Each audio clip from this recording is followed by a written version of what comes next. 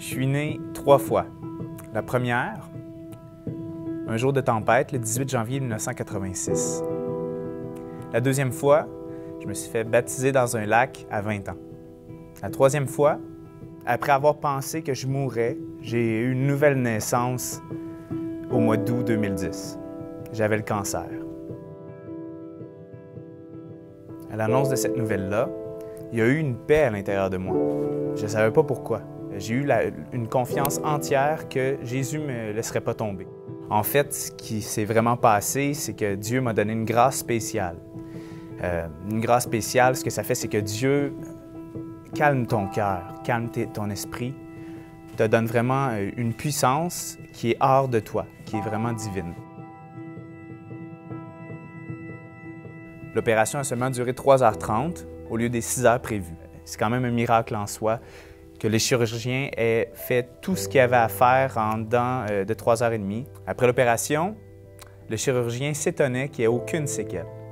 J'avais pleinement possession de tout mon corps, j'avais toute ma mémoire, j'étais pas très confus malgré l'anesthésie. Et Dieu a vraiment été là.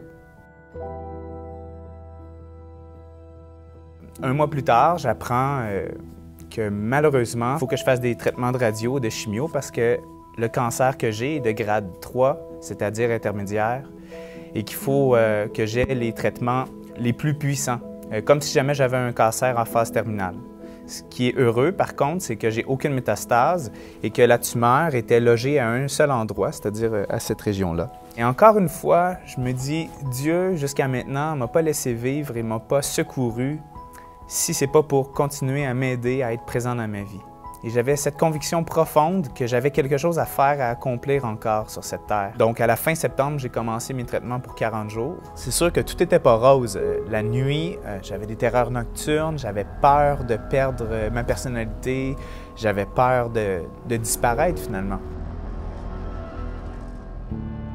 Question de me divertir un petit peu. Les lundis, j'allais au marché avec un très bon ami et les jeudis, j'allais chez un autre ami pour parler de tout et de rien. Dieu s'est servi d'abord et avant tout de mes amis.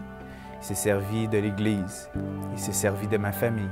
Il s'est servi de proches desquels je ne m'attendais pas qu'ils soient présents dans cette épreuve-là.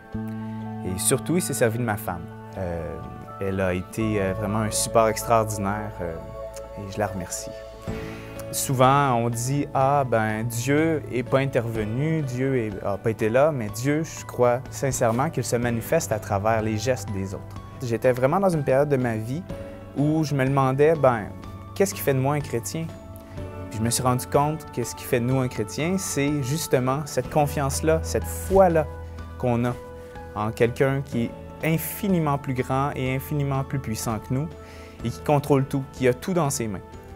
J'aurais pu souhaiter un miracle, que la tumeur ne me soit jamais arrivée, mais je me rends compte à quel point c'est dans les 3 ou 4 mois qui ont duré cette épreuve-là que Dieu a pu manifester sa gloire. Et pour moi, c'est vraiment un meilleur témoignage que simplement une tumeur qui aurait disparu du jour au lendemain. Dieu me connaît, peut-être que j'en aurais à peine parlé, peut-être que j'aurais dit au miracle pendant un mois, puis après je l'aurais oublié. Je sais maintenant pourquoi est-ce que je suis encore en vie. C'est pour une seule raison, c'est pour servir le Christ vivant. Dieu m'a redonné la vie, comme un second baptême, comme une résurrection. Ma foi chrétienne, elle est plus forte que jamais. J'ai changé, j'ai un sens du but. Je suis vraiment content de vous dire aujourd'hui que je suis né 3 fois dans ma vie. Que je suis né de chair, que je suis né dans l'esprit et que je suis né à nouveau après avoir eu cette grande épreuve.